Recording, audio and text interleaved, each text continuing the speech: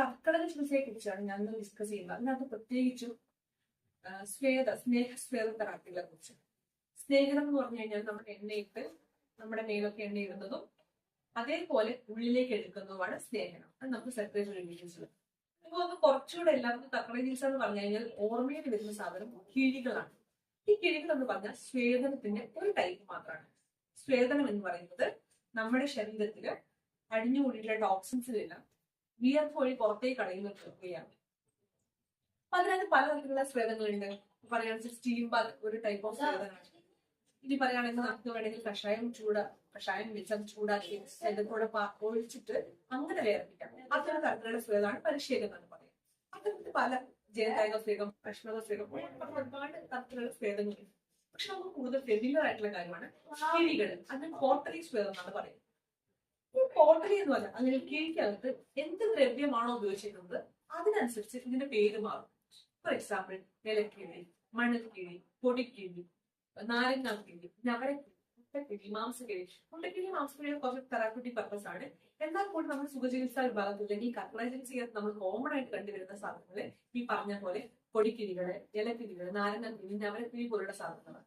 അപ്പൊ ഇത്തരത്തിലുള്ള കിഴികളെ കുറിച്ച് സംസാരിക്കാനാണ് ഞാൻ ഈ വീഡിയോ ഉപയോഗിക്കുന്നത്. ആദ്യത്തെ ഏറ്റവും കോമൺ ആയിട്ടും എല്ലാവർക്കും പരിചയമായിട്ടുള്ള സാധനമാണ് ഇലക്കിഴി. ഇലക്കിഴി എന്ന് പറഞ്ഞു കഴിഞ്ഞാല് ഇലകൾ, പലതരത്തിലുള്ള ഇലകൾ. ആ ഇലകൾ ഏതെല്ലാമാണ് ഉപയോഗിക്കേണ്ടത് എന്നുള്ളത് ഒരു വൈദ്യന്റെ യുക്തിക്ക് അനുസരിച്ചാണ്. അപ്പൊ അതിനകത്ത് പക്ഷെ ഏറ്റവും കോമൺ ആയിട്ട് കണ്ടുവരുന്ന സാധനം ആവണക്കിന്റെ ഇലയാണ്. പിന്നെ അതല്ലാതെ അതിനകത്ത് ഉപയോഗിക്കുന്നത് മുരിങ്ങയില ഉപയോഗിക്കാം, നമ്മുടെ കരുതച്ചിയൽ ഉപയോഗിക്കാം, വാതകുലിയുടെ ഇല ഉപയോഗിക്കാം. അങ്ങനെ പലതരത്തില് അത് ഡിസീസ് കണ്ടീഷൻ അനുസരിച്ചാണ് നമ്മൾ തീരുമാനിക്കുന്നത്. അതിനോടൊപ്പം തന്നെ നമുക്ക് ഔഷധ ചൂർണങ്ങൾ ഉപയോഗിക്കാം. ഇപ്പൊ കൊലകുലത്താതി പോലുള്ള ചൂർണങ്ങൾ ഉപയോഗിക്കാം. ഇതൊക്കെ ഒരു വൈദ്യന്റെ ഡിസ്ക്രിമിനേഷൻ, അതായത് അവരാണ് തീരുമാനിക്കുന്നത് ഏത് തരത്തിലുള്ള പൊടിയാണ് ഉപയോഗിക്കേണ്ടത്, ഏത് തരത്തിലുള്ള ഇലകൾ ഉപയോഗിക്കണം, ഡിസീസ് കണ്ടീഷൻ എന്താണ്, അല്ലെങ്കിൽ നമ്മുടെ സ്വാസ്ഥ്യ സംരക്ഷണമാണെങ്കിൽ അതെന്താണ് എന്നുള്ള കാര്യങ്ങളാണ്. രണ്ടാമത്തെ കിഴി നാരങ്ങാക്കിഴിയാണ്. Main ingredient നാരങ്ങയാണ്. അതിന്റെ കൂടെ മറ്റു തരത്തിലുള്ള പൊടികൾ ഒക്കെ വരുന്നുണ്ട്. ഇനി അതിനകത്ത് ഉപയോഗിക്കുന്ന ഔഷധ ചൂർണം വേണമെങ്കിൽ നമുക്ക് കുറച്ച് ഇംപ്രവൈസ് ചെയ്തതിനു ശേഷം ഔഷധ ചൂർണങ്ങൾ ഉപയോഗിക്കാം. അതെങ്ങനെ വേണമെന്ന് തീരുമാനിക്കുന്നത് വൈദ്യയുക്തിയാണ്. ഈ രണ്ട് സാധനങ്ങൾ ഉപയോഗിക്കുന്നത് പൊതുവെ നമ്മുടെ ശരീരത്തിലുള്ള വേദന മാറ്റാൻ ഇങ്ങനെയുള്ള കണ്ടീഷൻസിനകത്ത് ഉപയോഗിക്കാൻ വേണ്ടി പറ്റുന്നുള്ളതാണ് അതിനൊരു പ്ലസ് പോയിന്റ്. പിന്നെ വേദനയുള്ള കണ്ടീഷൻസ് ഒക്കെ ഉണ്ടെങ്കിൽ അത് ക്യൂർ ചെയ്യാനൊക്കെ ഈ പറയുന്ന ഇലക്കിഴി, നാരങ്ങക്കിഴി പോലുള്ള കാര്യങ്ങളൊക്കെ ഹെൽപ്പ് ചെയ്യും. ഇനി മൂന്നാമത്തൊന്നാണ് പൊടിക്കിഴി അല്ലെങ്കിൽ മണൽക്കിഴിയൊക്കെ. ഈ പൊടിക്കിഴിക്കകത്ത് കാര്യമായിട്ട് ഉണ്ടാവുക ഔഷധ ചൂർണങ്ങളാണ്. ഏത് തരത്തിലുള്ള ഔഷധം എടുക്കണം എന്നത് വൈദ്യന്റെ ഡിസ്ക്രിമിനേഷൻ ആണ്. പിന്നെ ഉള്ളത് മണൽക്കിഴിയാണ്. മണൽക്കിഴിക്കകത്ത് മണലാണ് അതിന്റെ ഇൻഗ്രീഡിയന്റ്. ഈ രണ്ട് കണ്ടീഷൻസ്, ഈ രണ്ട് കിഴികളും പൊതുവെ ആമാവസ്ഥയിലാണ്, അതായത് ഡിസീസിന്റെ ഇനീഷ്യൽ സ്റ്റേജസ്. ആമം എന്ന് പറഞ്ഞു കഴിഞ്ഞാൽ എന്താണെന്നാണ് അപ്പൊ പറഞ്ഞത്. അത് ഏറ്റവും സിമ്പിൾ ആയിട്ട് പറയാനാണെങ്കിൽ നമ്മുടെ കുഴലിനകത്ത് കരി പിടിച്ചിരുന്നു കഴിഞ്ഞാൽ അങ്ങോട്ടും ഇങ്ങോട്ടും ഉള്ള പുകയുടെ ഗതാഗതം തടസ്സപ്പെടും. ഈ കരി ഒഴിവാക്കി കഴിഞ്ഞാൽ മാത്രമേ അത് വീണ്ടും പഴയതുപോലെ ആവുള്ളൂ.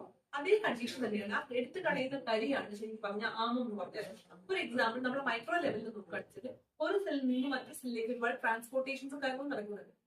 അതിനെ എന്തെങ്കിലും ഒരു വസ്തു ബ്ലോക്ക് ചെയ്യാന്ന് വെച്ചാൽ അതിനെയാണ് ആമം എന്ന് പറയുന്നത്. അതിനെ എടുത്ത് കളഞ്ഞാൽ മാത്രമേ ആ ഒരു കണ്ടിന്യൂറ്റി ഉണ്ടാവുള്ളൂ ഏതൊരു ട്രാൻസ്പോർട്ടേഷൻ ആണ്. ഇതാണ് ആമം. ഈ ആമത്തെ എടുത്തു കളയാൻ വേണ്ടി ഉപയോഗിക്കുന്നത്, അല്ലെങ്കിൽ ആ ആമത്തിനെ ദൂരീകരിക്കാൻ വേണ്ടി ഉപയോഗിക്കുന്ന രണ്ട് തരത്തിലുള്ള കിഴികളാണ്. മെയിൻലി ഉപയോഗിക്കുന്ന രണ്ട് തരത്തിലുള്ള കിഴികളാണ് ഈ പറയുന്ന പൊടിക്കിഴിയും അതുപോലെ തന്നെ മണൽക്കിഴിയും. അല്ലാത്ത മറ്റു ടെക്നിക്സ് ഉണ്ട്. ഉപനാമം പോലുള്ള കണ്ടീഷൻസ് ഒക്കെ നമുക്ക് ചെയ്യാം ഈ ആമ കണ്ടീഷൻസിൽ. പക്ഷെ കിഴികളായിട്ട് ഉപയോഗിക്കുന്നതാണ് ഈ പറഞ്ഞ പൊടിക്കിഴി, മണൽക്കിഴി. ഇതൊക്കെയാണ് നോർമലി നമ്മൾ കണ്ടുവരുന്ന ട്രീറ്റ്മെന്റ്സ്.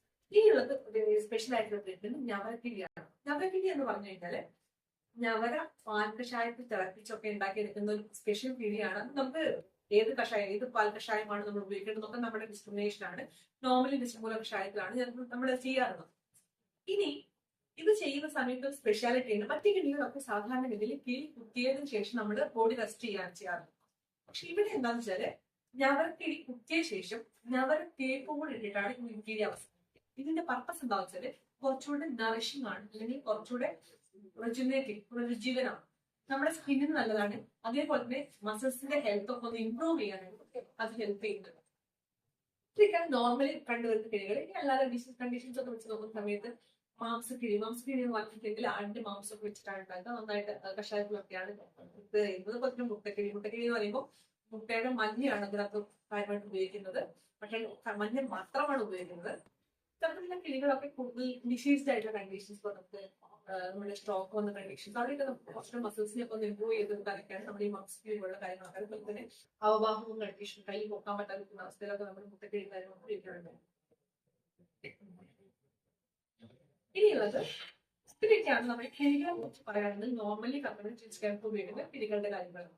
ഇനി അടുത്തായിട്ട് നമുക്ക് സ്നേഹം എങ്ങനെ ഉപയോഗിക്കണം, അതുപോലെ തന്നെ വീഡിയോ എടുത്ത് കുറച്ചുകൂടെ അഫോർഡബിലിറ്റി ഉള്ള ആൾക്കാർക്കാണ് നമുക്ക് ചെയ്യാൻ വേണ്ടി പറ്റുക. എല്ലാവർക്കും ഒരേപോലെ അഫോർഡ് ചെയ്യാൻ വേണ്ടി പറ്റിക്കോണമെന്നില്ല. അപ്പൊ നമുക്ക് വീടുകളിൽ ചെയ്യാൻ പറ്റുന്ന രീതിയിലുള്ള ടെക്നിക്സിന്റെ കാര്യങ്ങളൊക്കെ ഇനി നെക്സ്റ്റ് വീഡിയോസ് ആയിട്ട് നമ്മൾ ഷെയർ ചെയ്യുകയാണ്. സോ നമ്മളെ ഫോളോ ചെയ്യാം. നമുക്ക് എന്തെങ്കിലും ഡൗട്ട്സ് ഇതിനെ കുറിച്ച് എന്തെങ്കിലും കാര്യങ്ങൾ നമുക്ക് ചെയ്യാൻ പറ്റും ഇതിലുള്ള കാര്യങ്ങളൊക്കെ നിങ്ങൾക്ക് പലപ്പോഴും ഡൗട്ട് ഉണ്ടാവാം. അതിനകത്ത് ഒരു ജനറൽ ആയിട്ടുള്ള ഒപ്പീനിയൻ താഴെ കമന്റ് ചെയ്യാം. That's all I got today. Bye bye.